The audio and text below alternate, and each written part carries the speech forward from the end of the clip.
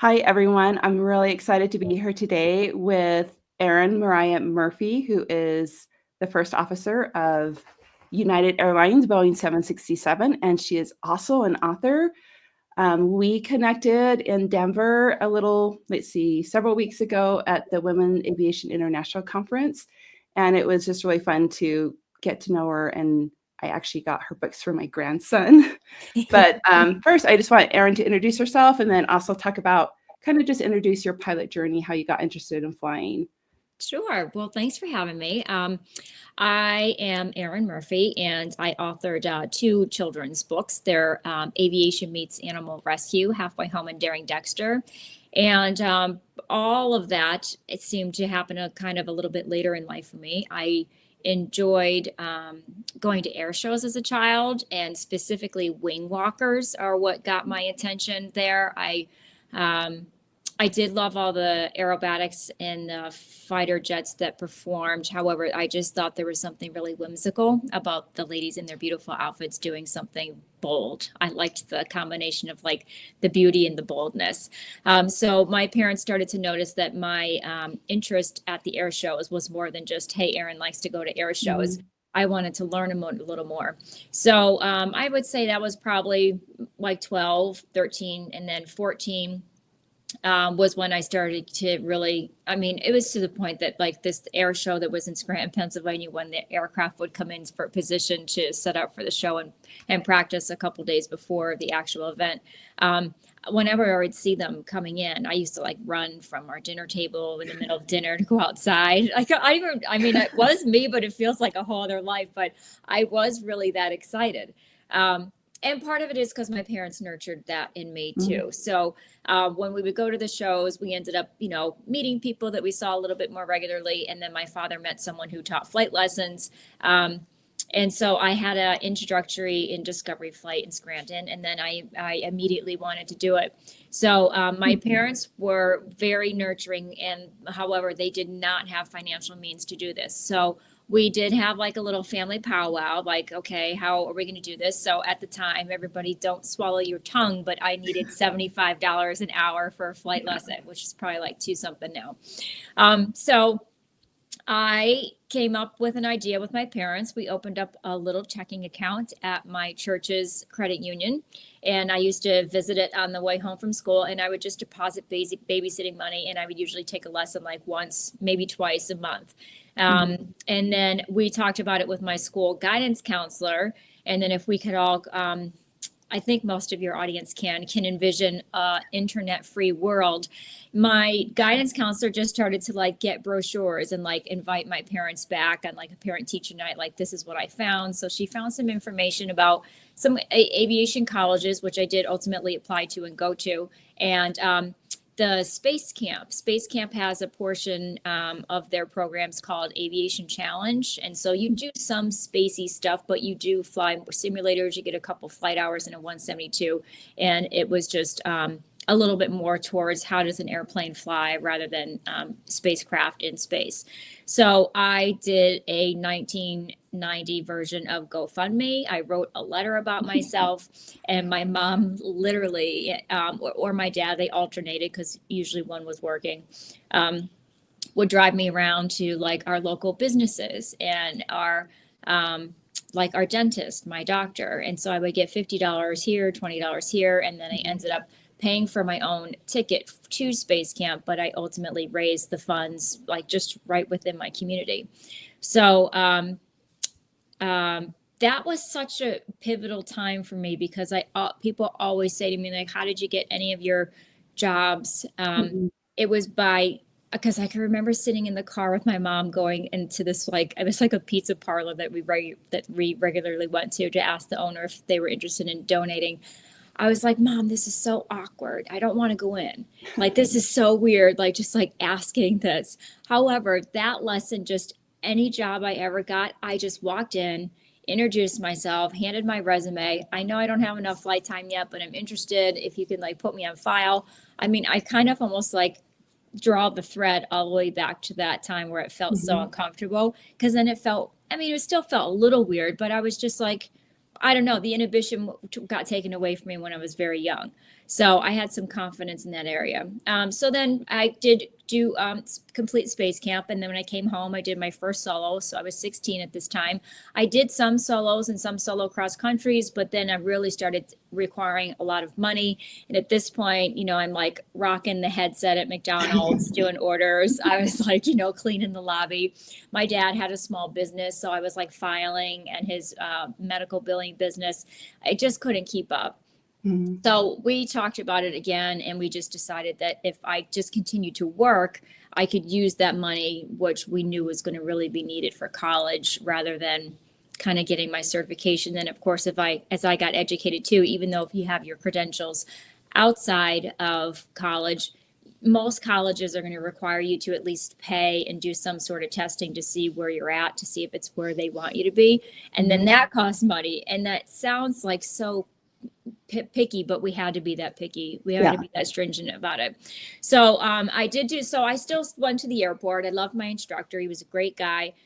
So, I would just maybe ride along with someone or something kind of cheesy like that, but it still kind of kept me like involved. And then I pursued going to an aviation college that is no longer and has been renamed, which makes me sad, but the name of it was called Daniel Webster College, and it was located in southern New Hampshire, just north of Boston. So I got to fly their motor gliders. I instructed in the motor gliders. We used the French Connections former aerobatic team there when they retired one of their Cap 10Bs. So I got to fly these beautiful wood and fabric Cap 10s with a parachute on, and then instructed in that as well, because I stayed on to instruct once I graduated. So that was kind of like the beginning cusp of it. And then I really didn't know what I was getting into, to be honest. I had a ton of student loans, and I always needed some other kind of waiting tables, nanny, other job to help kind of sustain myself, roommates, lots of roommates to divide that rent. So I just, like, the only thing that I guess I don't really have any regrets, but the only like pitfall that I found myself in is I just had no idea how long it was going to be, like a decade long of like striving towards this dangling carrot. And for whatever that is. And so for me, I never wanted to be a major airline pilot. Honestly, I kind of like, hold your breath. I thought it was boring and I know that's kind of like a standard stereotype. I'm not bored, but however, like I wanted to just enjoy aviation. So after I flight instructed, I flew a Pilatus PC-12 for a fractional program. And every job I had, I thought, if I like this, I'm just going to stay. Like, I don't feel like I'm less than by doing this. And so that's where I got a ton of my PIC turbine time. The company was called Plane Sense out of New Hampshire, and they've expanded quite a lot throughout the United States now. And they also have Pilatus PC-24s, which is a small jet. And then from there, I right around there is when I went to my first Women in Aviation conference, because I was kind of feeling like what am I going to do here? Like, do I like this enough? And I was starting to get itchy. It felt like a classical 7-year itch. I was like, I like this, but I can also give you all the reasons why I don't like flying corporate. I don't like sitting around waiting for people. I was getting tired of it sounded glamorous in the beginning, but 6 on and 4 off, to a flight instructor who was working 7 days a week. Oh my gosh, I get blocks of 4 days off. I thought it was amazing, but the 6 on was like chaos. You just don't really know where you're going. And there's just a lot of, quite literally, fly by the seat of your pants. So I kind of got tired of that, and I just started to crave a little more structure. And then I went to the first Women in Aviation conference. And then from there, although there's this stigma out there that they just hand out jobs like hotcakes at the conference, I was told I do not have enough flight time, and I didn't have enough multi-engine time. So I'm glad I went, because I learned like what I needed to aim for. And then it was multi-engine time. So then I flew for a small company that's modeled off the television show Wings was modeled after in New England. And they fly Cessna 402s, and they also have expanded, but I was based in Hyannis. And when I first flew there, I did not fly passengers. I was hired on as what they call the mail pilot, MAIL. And they have a contract with the USPS Postal Service between Hyannis and Nantucket. That's how Nantucket gets a vast majority of the mail on their island. Is Cape Air flies it. So I would take the seats out of 402. There was one plane that was designated as the mail plane. I would meet the USPS personnel. We would load everything in, and then I would fly down to Nantucket. And so I would do 4 round trips a day, and sometimes there was a freight run in between. So that was kind of a wild time. And then I graduated onto doing passenger service. And then so from there, I started to kind of really consider the regional airline world, which I have to say, I did not like. That was not my favorite step at all. So I had what started happening though, Heather, I did not plan this because I was just like, well, if I like Cape Air, I'll stay at Cape Air. But again, the 7-air itch started again. And I had this turbine time from PIC turbine time from flying the Platus, but it was single engine. And then I had all this PIC time at Cape Air, but it was piston time.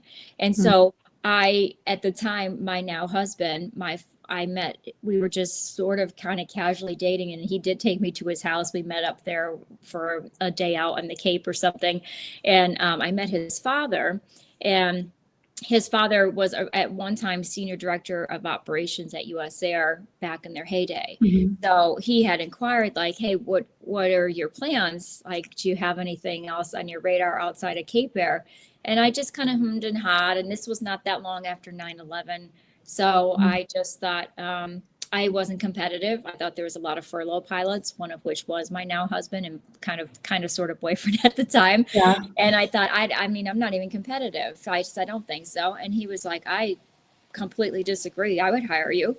And he's like, you have all that Pilates time? He goes, that's turbine time. I said, yeah, but it's not, I only have second in command turbine time because I was now flying at Chautauqua Airlines, flying the Embraer.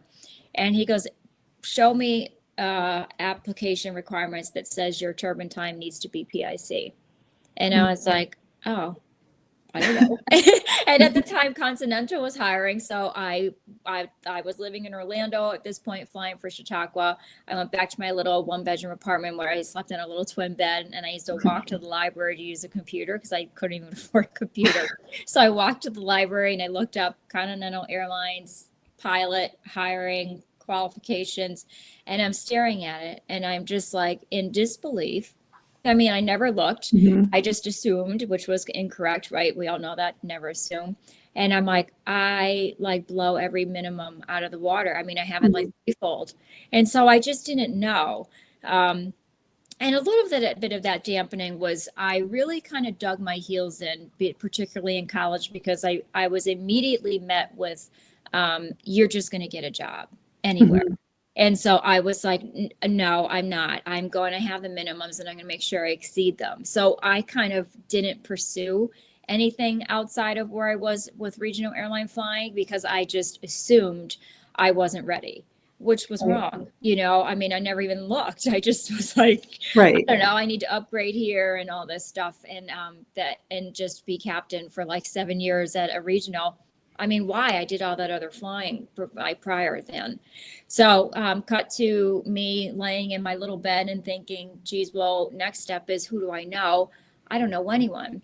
And that was incorrect too. I knew a gentleman who I flew with at Cape Air. He was a former Continental check airman and pilot, and I befriended him. Well, I really should say his wife, and he befriended me. I did some long-term TDY flying for Cape Air in Florida. And so I drove down and I had my little VW car, and his name is Hans Mueller, and he has a very specific affection for Volkswagens. Like him and his wife had restored like this real gem of a bug. And so we struck up conversation, and he always says to this day that the reason why I made an impression on him all goes back to what I originally said about me getting this like awkward courage up when I was a kid for this fundraiser for Space Camp. He said, because you just walked right up to me and said, "Hi, I'm Erin. I'm down here for TDY." And he goes, "Erin, all these other young pilots are just like walking by me. They never introduced themselves. They never had any fortitude to do anything." And so he came to mind, and I called him, and I didn't get him. It was an answering machine. And I said, I don't know if you have a hand in anything anymore, if you can at least find out, like, am I competitive to Continental? I'm looking at these requirements online, and I actually like exceed them. And even though I do, like, am I still competitive? And he called me back. He's like, Erin, I can help you. Absolutely. So it didn't happen immediately. By the time I walked to the library 900 times and filled out the application and submitted it, it still was like 6 months. So I was kind of like, okay, I mean, whatever. I filled out my first like official major airline application.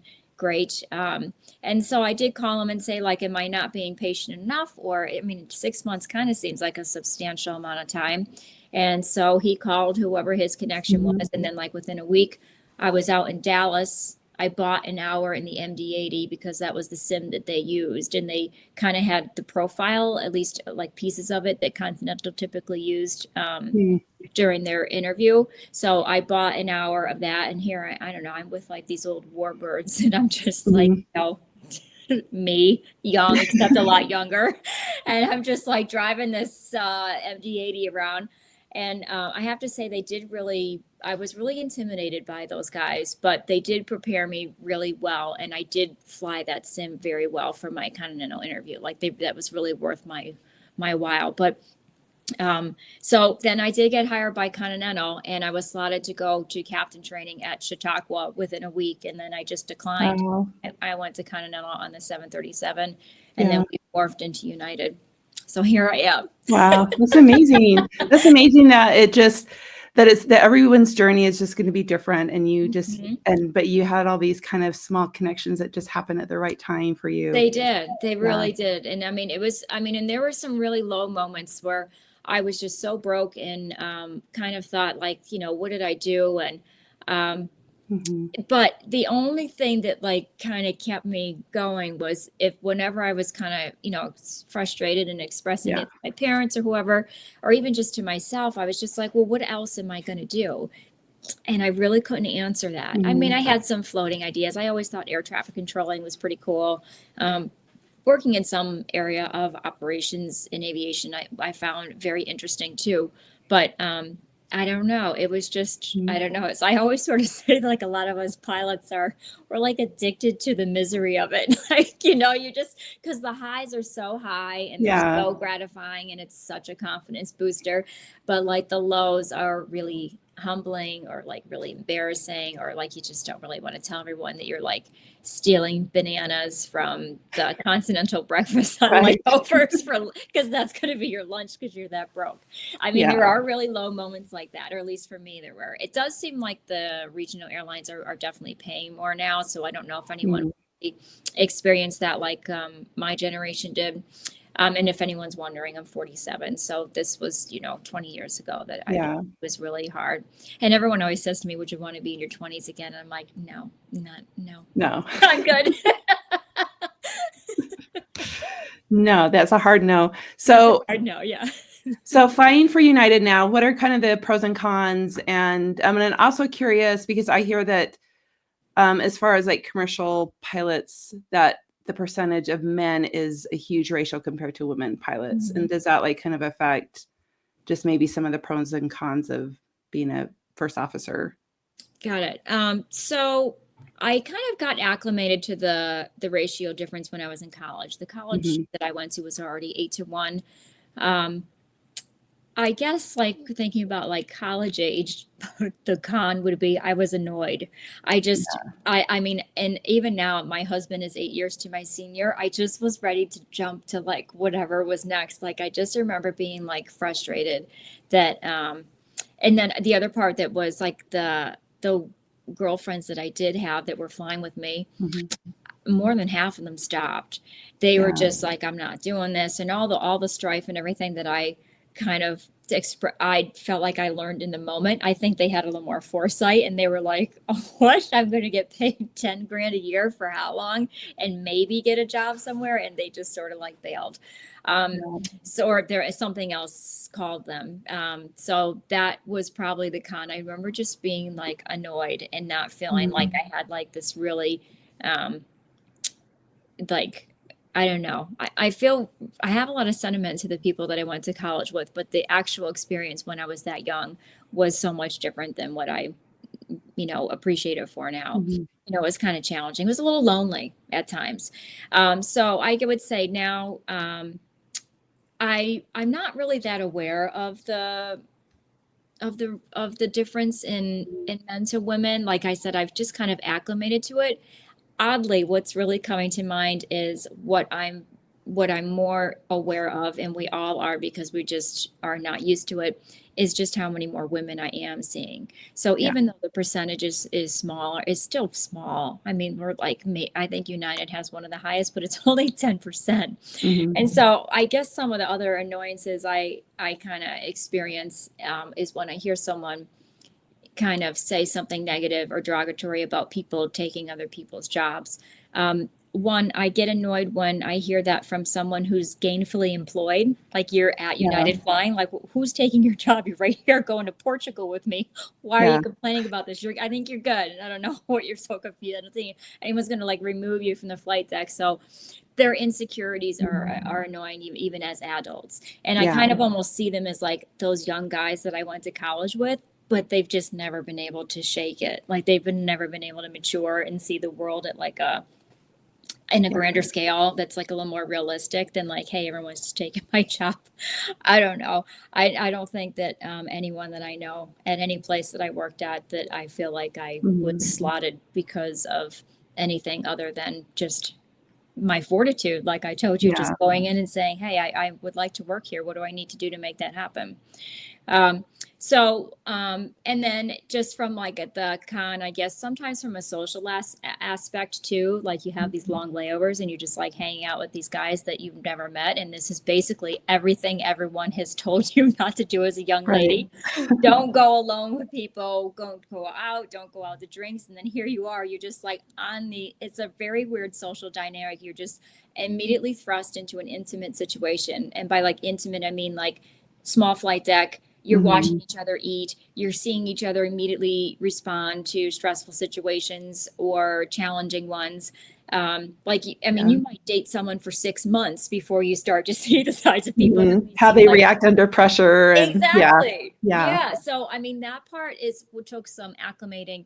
And the college that I went to was really persistent in us taking 2 semesters of psychology. And of course, as Mhm. youngsters, we thought that that was irritating and a waste of our time. And we just were like, show us like pilot Right. stuff, give me like the hard physics class. But the psychology, they were so incredibly Mhm. correct in educating us on that.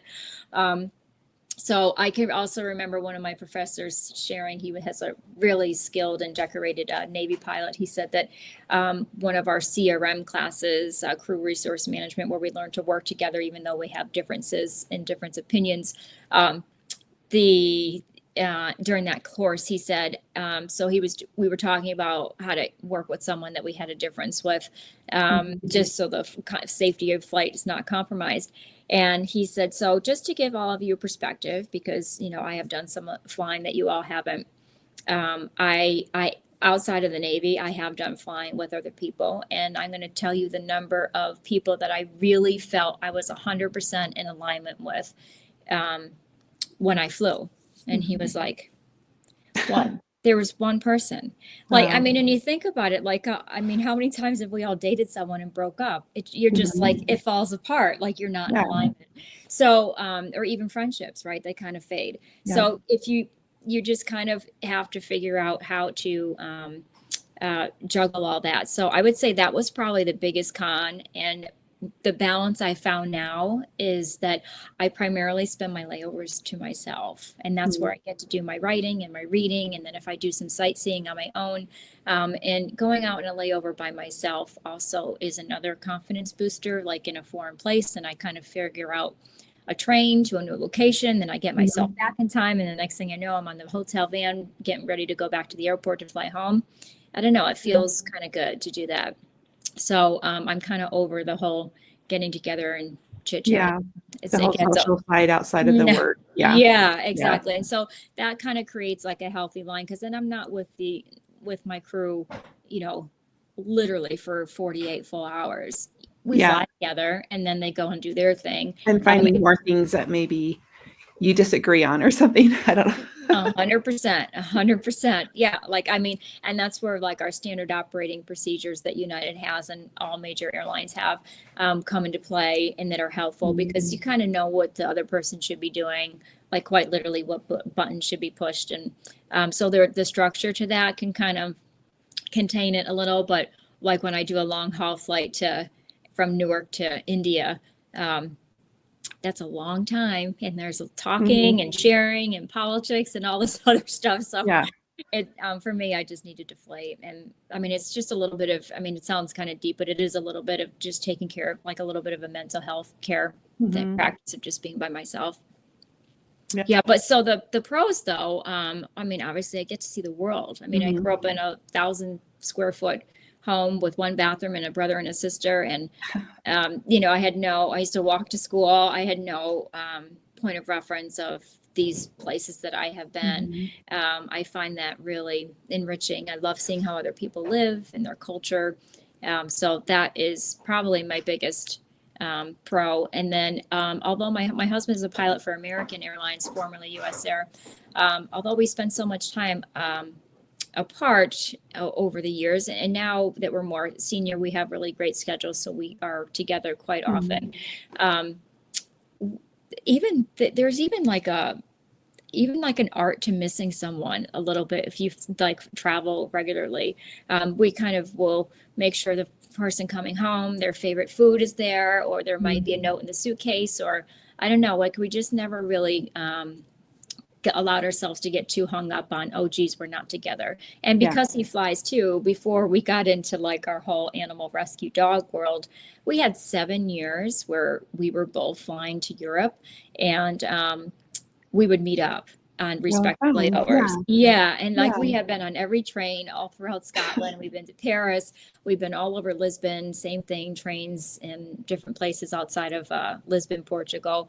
I mean, we would even hop on a flight with each other. I would meet him. He met me in Cleveland, Ohio. Like we walked around the Brown Stadium. Like, I mean, we've done it all. Um, I mean, I guess not all, but for us, we feel pretty satisfied. So now we're kind Yeah. of like a little bit more grounded with our home life and our dogs and stuff like that. That's so neat. Yeah, I love to hear more about your pet rescue program and also how that's kind of morphed into you also writing the books that you do. I want to show really quick a couple of your covers, and they're darling books. I have them for my grandson. I actually got the coloring book too that went with it. Do you have one for each of them?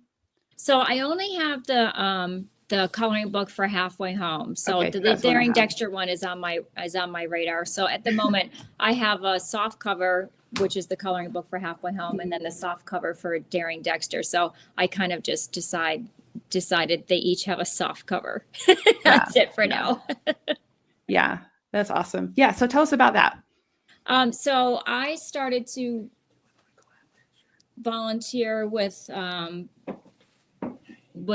animal air rescue with my local SPCA, and the program that they have is called Second Chance. And I was just regularly walking dogs at the animal Mhm. rescue shelter, and that seemed to kind of satisfy my itch to have a dog. And again, this was a time when I was in my early 30s, and we did not have the kind of like schedule to have a dog at home, and neither of us live near family, and ultimately these still our responsibility. So this was perfect.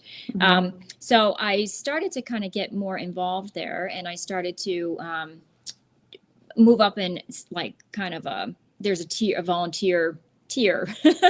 And so I was able to take a dog home for a night. And so I did that, and we fell in love with our first guy, Zeke, who's on the Mhm. cover of Halfway Home. And then honestly, just through taking care of him and rescuing him, I started to learn more about the animal air rescues opportunities at my shelter. So in fairness, though, I during the pandemic is when I really started to write. And when I was taking my writing courses, I received a critique, and I had no aviation in the first version of Halfway Home. It was just Zeke's story because he's kind of an unorthodox dog, and I thought he would make a great book character. So the critique was, and I received it well. I appreciated it.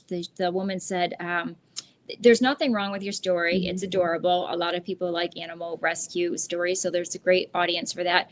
However, you know, I want you to envision, if you're someone who likes animal air rescue, why, and you already have 5 books, why are you going to buy yours and have a 6th book? Like, I think you should find something to distinguish it. And I was like, okay. And I had kind of loosely heard about like this animal air rescue at my shelter, and and again, it's almost like the Continental application. I never looked at it. I never really pursued it. I just assumed that it was just a like once in a while thing. Like if there was a hurricane or something dramatic, I didn't know the frequency or the magnitude of it. They just have so many programs going on at this rescue that I just was involved in other things. So cut to me calling and asking them about it, because now I'm thinking, geez, it would be cool to incorporate aviation in this story. So I did, and I was invited to participate in volunteering. And then the first time I was there at the airport, I didn't know the other volunteers, and it was at night. The flight was delayed, and I was kind of like observing, as well as like this being my first volunteer experience. And then I heard someone say, "Oh, the plane is landing." So I mean, if you can envision it, it's dark, and I'm just like. I had this kind of snarky thought. I thought, there is no way that is the airplane. That is ridiculous. This other volunteer has to be mistaken. I was incorrect. I was not picturing anything bigger than, I don't know, maybe like a caravan. I mean, max, like with like 50 dogs or something. So this Embraer 120 rolls up, and I mean, there was like 200 dogs and cats on there. And all the seats were taken out. It brought me back to my cargo days at Cape Air, flying the mail, like just an empty fuselage with bungee cords around crates. And so the momentum was fast, though. It was cold. It was February. We were to take the animals off. There's someone with a roster that announces the names as they come off to make sure everyone is accounted for. And then there's someone directing what crate now goes into what van, because our SPCA here in Westchester, SPCA in Pennsylvania has 3 campuses. So they need to be divided up to where they're going. So the unloading part is really only like 20 minutes. And then, I mean, it was freezing, so it ended. And then the vans went to the respective shelters, and I got in my car, and I was just like, what was that? Are you kidding me? And they're like, this happens like twice a month, and just to Pennsylvania. Like, this is happening in other states across the country and sometimes internationally. And so when I drove home, I was just like, I am rewriting Halfway Home. So then cut to me being on a layover in LA and having more than a handful of rescue flights under my belt. The gentleman who runs Wings of Rescues, who my SPCA works with, they have a headquarters in Los Angeles. So I was on a long layover in Los Angeles. So I reached out to him and said, hey, I don't know if you're around, but would you like to get lunch or something? And he told me more about his whole operation, and that he said, he goes, oh, we also have a Pilatus PC-12. And I was like, what? I was so excited, because that was the first plane that I flew after flight instructing, and I have all this affection for that, you know, time of my life, getting myself out in the flying world. So that's the Pilatus is what's in Halfway Home.